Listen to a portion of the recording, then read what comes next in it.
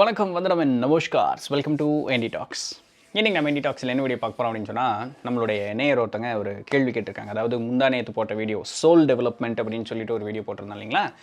So அதில் ஒரு comment பண்ணியிருக்காங்க. என்னென்னா, அதில் சொல்லப்பட்ட விஷயங்கள் எல்லாமே ஒரு ஒரு ஒரு ஞானம் அடைந்த ஒருத்தர், அதாவது என்லைட்டன் பர்சனுக்கு ஓகே. உண்மையான பிரச்சனை என்ன அப்படின்னு சொன்னால், நம்ம அடுத்தவங்களை நல்ல ஒரு பாசிட்டிவிட்டிக்கு இல்லாட்டி இன்னும் நிறைய வாய்ப்புகள் சந்தர்ப்பங்கள் இருக்குது அப்படிங்கிறதுக்கு கன்வின்ஸ் பண்ண ட்ரை பண்ணும்பொழுது தான் நமக்கு பிரச்சனைகள் அப்படிங்கிறது வருது அப்படின்னு சொல்லியிருக்காங்க.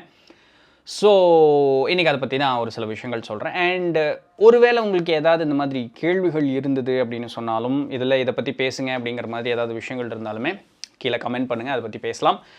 And two subscribe and like the video. Friends and ஃபேமிலிக்கு வீடியோ ஷேர் பண்ணுங்கள். டன். ஸோ ஞானியர்கள் அப்படின்னு பார்த்தோன்னு வச்சுக்கங்களேன், ஒரு என்லைட்டன் பர்சன் அப்படின்னு சொல்லி எடுத்து பார்த்தோம்னா, அவங்க யாருக்கிட்டையுமே எதையுமே பேசிகிட்டு இருக்க மாட்டாங்க. ஃபஸ்ட்டு விஷயம் அதுதான். பிகாஸ் ஏன்னா அது அவங்களுக்கு தேவையில்லாத விஷயம். உங்களுடைய வாழ்க்கையை நீங்கள் பார்க்குறீங்கன்னா, அவங்களுடைய வாழ்க்கையை அவங்க பார்த்துக்கிட்டு இருக்காங்க, அவ்வளோதான்.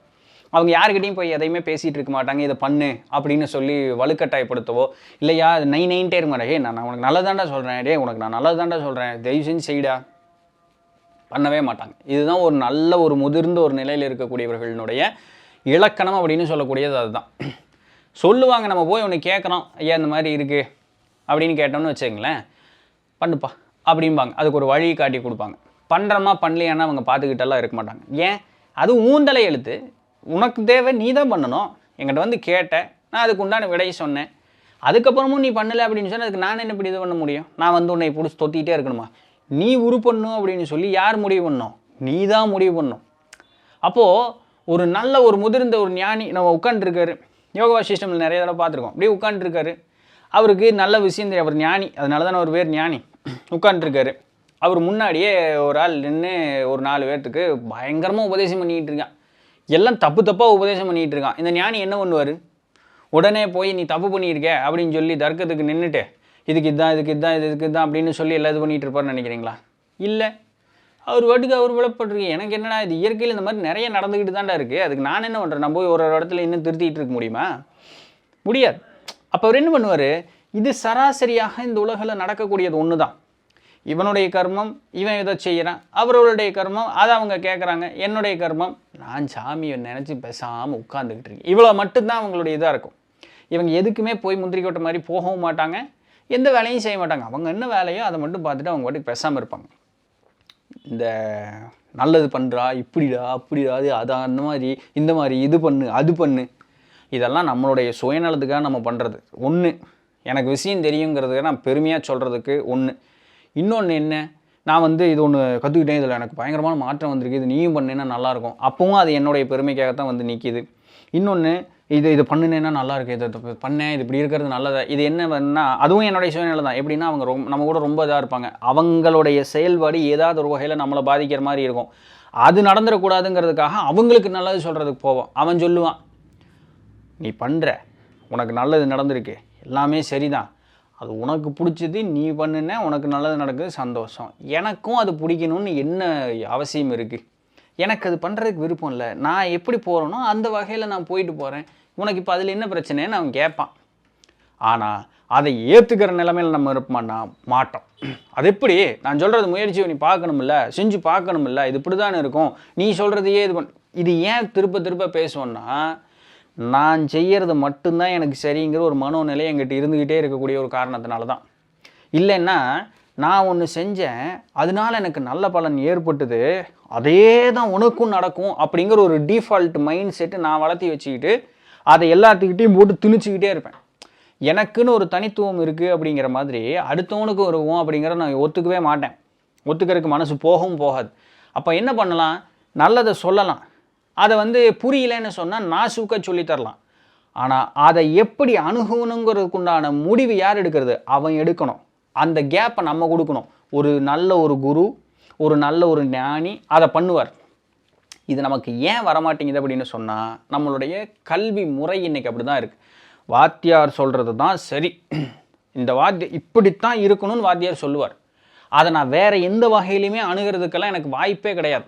இந்த 3 Idiots படத்தில் பார்த்தோம்னா, அந்த இந்த கொசக்சி பசப்புகள் தானே, ஸோ ஃபுன்சுக் வாங்குடு இந்த ஒரு இன்ஜினியரிங் இதுக்கு அந்த ஜிப்பு வச்சு எக்ஸாம்பிள், தட் இஸ் கரெக்ட்.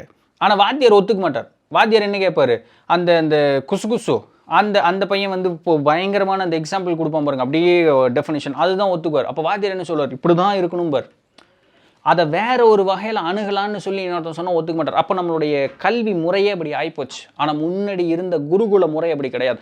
ஒருத்தருக்கிட்டையும் அவருக்கு ஏற்றார் போல குரு அணுகி அவருக்கு ஏற்றார் போல விஷயங்களை சொல்லி தருவார். காமனான சப்ஜெக்ட் ஒன்று தான், ஆனால் அது அவனுக்குன்னு ஏற்றார் போல இருக்கும்.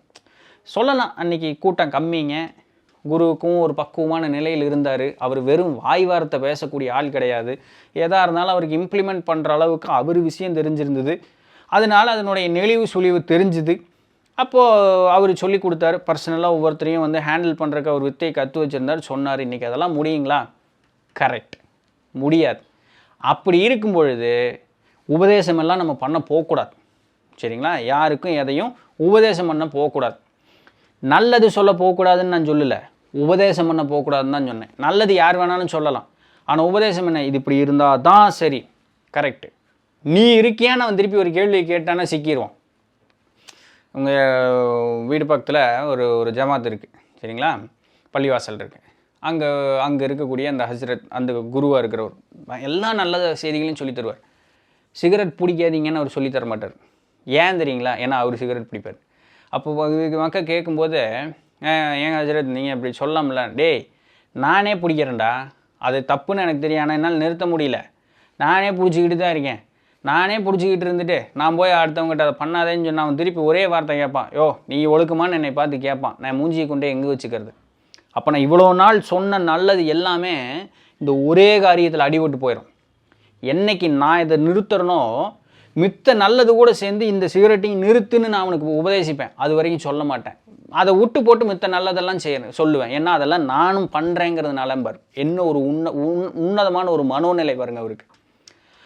இதை நாமும் ஒத்துக்கிட்டோம் அப்படின்னு சொன்னால் நம்ம வாழ்க்கையும் நிம்மதியாக இருக்கும். அடுத்தவனே போட்டு டார்ச்சர் பண்ண மாட்டோம். இது வந்து நம்ம அப்பா அம்மா நம்மளை இப்படி தான் டார்ச்சர் பண்ணியிருப்பாங்க, அவங்க அப்பா அம்மா டார்ச்சர் பண்ணியிருப்பாங்க, நாம் நம்ம குழந்தைய டார்ச்சர் பண்ணுவோம். அதுக்கு இப்படியே போய்கிட்டே இருக்கும். இதுதான் சரி, இதுதான் சரி, இப்படி தான் இருக்கணும், அதுதான் சரி.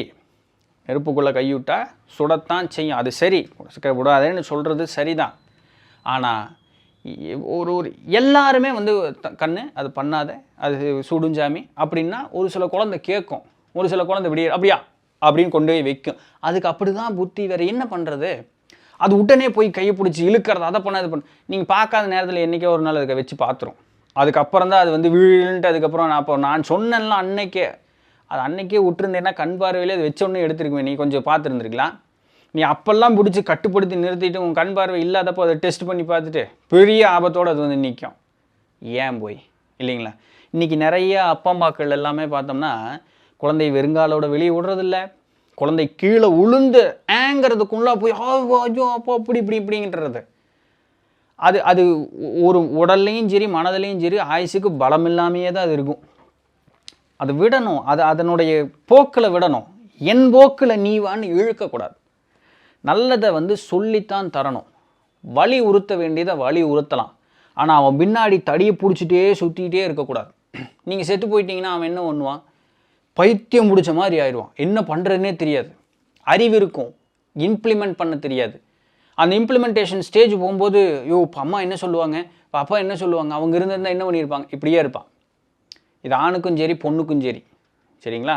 இந்த இப்படி பைத்தியமாட்ட இருக்கிற ஒருத்தன் கூட ஒரு பொண்ணோ இன்னொரு ஆணோ சேர்றான்னு வச்சுக்கிங்களேன், கூட சேர்ந்தவங்களுடைய நிலைமையை யோசிச்சு பாருங்கள். இதுவே பைத்தியம், கூட சேர்ந்தவன் என்ன பண்ணும், அவனையும் பைத்தியமாக்கிறோம். இப்படித்தான் இன்றைக்கி நிறைய குடும்பங்கள் ஓடிக்கிட்டு இருக்கு. ஸோ அதனால் நல்லதை சொல்லுங்கள், இங்கே பாரு இது இப்படி தான் இருக்கணும் அப்படின்னு சொல்லுங்கள். கேட்டான்னா அது அவனை பொறுத்தது, கேட்கலையா அதுவும் அவனை பொறுத்தது. என் பையங்க நான் பாசம் இது பண்ணுது, என்ன பண்ணுறது நான் சொல்கிறத கேட்கவா போகிறீங்க இல்லையா? பாசம் எனக்கு என்ன பண்ணுறது, மிரட்டி தான் ஆகணும், அது தான் ஆகணும், என் கண்ணு முன்னாடி அவன் நாசமாக போகிறத பார்க்குறக்கு இது பண்ணுறக்கு இல்லையே, அப்படியெல்லாம் சொல்லுவீங்க இல்லையா? என்ன பண்ணுறது, கேட்க மாட்டேங்கிறான், நான் என்ன பண்ணுறது, ஒன்றும் பண்ணுறக்கு இல்லை, நானும் தான் நல்லா சொல்கிறேன். ஒரு சில நான் பண்ணாதது, நான் அதனால தான் சொல்கிறேன், நான் பண்ணாதது உங்களுக்கு நான் சொல்லவே மாட்டேன். நான் எதாக இருந்தாலும் நான் டெஸ்ட் பண்ணி பார்த்து இம்ப்ளிமெண்ட் பண்ணி பார்த்ததுக்கப்புறம் தான் நான் பேசுகிறக்கே வந்து நிற்பேன். அப்போ நான் இதை இப்படி பண்ணுங்க, இதை இப்படி அணுகலை, நான் ஏன் என்னால் உங்களுக்கு வந்து அந்த நுணுக்கு இது இப்படி போங்க அப்படி போங்கன்னு என்னால் சொல்ல முடியுதுன்னா அது அந்த அந்த ஆங்கிளில் நான் யோசிச்சிருப்பேன். ஒன்றா பர்சனலாக நானே செயற்படுத்திட்டு இருப்பேன். இதுதான் காரணம், சரிங்களா? இல்லாட்டி எவனாவது ஒரு செயற்படுத்தினது நான் பார்த்துருந்துருப்பேன், அனுபவப்பட்டிருப்பேன். ஸோ ஒன்றா நான் சிந்திச்சிருப்பேன், இல்லை நானே அந்த இடத்துல இருந்திருப்பேன், இல்லை இன்னொருத்தன் பட்டதை பார்த்துருப்பேன். ஸோ எல்லா ஆங்கிள்லேயும் அதை பற்றி ஒரு சில நுணுக்கங்கள் தெரிஞ்சதுனால என்னால் சொல்ல முடியுது. எனக்கே இல்லாத அறிவை நான் எப்படி போய் உங்களுக்கு சொல்ல மாட்டேன், பண்ணுங்கன்னு சொல்ல மாட்டேன். அதனால தான் என்ன சொல்லுவேன், இங்கே படித்ததை சொல்கிறேங்கிறதோட நான் நிறுத்திடுவேன், அவ்வளோதான். மற்றபடி பெருசாக அதை பற்றி பேசிக்கிறது இல்லை. இது போல் இருந்துட்டோம்னா ஒரு பிரச்சனையும் இல்லை. இப்போ நம்ம வீட்டிலேயே எடுத்துக்கங்களேன், நம்ம பெரியவங்க இருக்காங்க, நம்ம சொந்தக்காரங்க கூட ஏதோ பார்க்குறோம், வேறு இப்படி நடந்துக்காத அப்படின்னு ஒன்று வச்சுக்கங்க அப்படிம்பாங்க.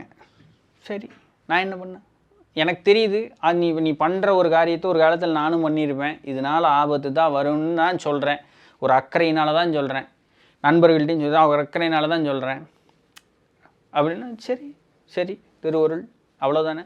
முன்னாடி அப்படி இருக்க மாட்டேங்க, சண்டைக்கு இப்படியே சொன்ன கேள்ற இப்படி இருப்பேன், ஆஜு ஊஜு, அவன் நம்மளை 4 வாரத்துக்கு கேவலமாக பேசுவோம், வேலையை பாரு எனக்கு தெரியும்பா, ஏன் போய் இல்லையா? ஒரு அக்கறையில் சொல்லலாம், கேட்கலையா, சரி சந்தோஷம், வேறு ஒன்றும் பண்ணுறதுக்கு இல்லை. ஒரு படம், அந்த படம் பேர் மறந்துட்டேன், நம்ம ஒரு ட்ரையாங்கிள் கான்செப்ட் வச்சு ஒரு படம் இருக்கும். அதை பார்த்தோம்னா அந்த பையன் கிணத்தடியில் உட்காந்து, அவங்க வீட்டுக்கு பின்னாடி கொல்லையில் கிணறு இருக்கும், பீடி குடிச்சிட்டு இருப்பான், சிகரெட் குடிச்சிட்டு இருப்பான். அவங்க அப்பா இப்படி பார்ப்பார், அவன் பையன் அவங்க அப்பா பார்ப்பேன், என்ன பார்க்குற, இன்றைக்கி தான் குடிச்சு பார்த்தேன், பிடிக்கலன்னா விட்டுருவேன், பிடிச்சுன்னா குடிப்பேன், அதெல்லாம் கேட்டுருக்காத அப்படிமா பையன். உங்கள் அப்பா இப்படி பார்த்துட்டு, உன் வாழ்க்கைப்பா, நீ தான் அதை முடிவு பண்ணணும், நான் அதை சொல்கிறது ஒன்றும் இல்லையே அப்படின்ட்டு ஒரு வாட்டுக்கு போயிடுவார். அவனுக்கு என்ன ரியாக்ட் பண்ணுறதுனே தெரியாது, பேசாமல் சிகரெட்டு கீழே விட்டு அம்பட்டுக்கு எந்திரிச்சு போயிடுவான். அதுக்கப்புறம் அவன் சிகரெட்டு குடிக்கவே மாட்டான். இப்படியும் குழந்தைங்க உண்டு, எங்கள் அப்பனே கேட்கல அப்படின்னு சொல்லி குடிக்கிற குழந்தைகள் உண்டு. என்ன பண்ணால் ஒன்றும் பண்ணுறதுக்கு இல்லை, நல்லா புரிஞ்சுக்க. அப்போ ஒரு சிலது வந்து பட்டாத்தான் திருந்தும், ஒரு சிலது சொன்னாவே கேட்டுக்கும். இதில் எது உங்கள் பிள்ளையோ இல்லை நீங்களோ, ஏன் உங்கள் பிள்ளைன்னு அடுத்தவங்கள நீங்களோ எப்படி இருந்தாலும் சரி, அது மாதிரி இதுதான் ஒரு ஞானியினுடைய நிலை. நாம் அங்கே போகிறதுக்கு தான் முயற்சி பண்ணுறோம், அப்போ அவங்கள மாதிரி நம்ம ஆகிறதுக்கு முயற்சி பண்ணணும், சரிதானுங்களே? ஸோ இதுதான் இன்றைக்கி உண்டான பதிவு. பிடிச்சிருந்திருக்கும், இன்ஃபர்மேட்டிவாக இருந்திருக்கும் அப்படின்னு நம்புகிறேன். நாளைக்கு வேறு ஏதாவது ஒரு சுவாரஸ்யமான செய்தியில் சந்திப்போம். அதுவரையும் தொடர்ந்து இணைந்திருங்கள். நான் உங்கள் இடத்துல இருந்து பண்ணி நன்றி.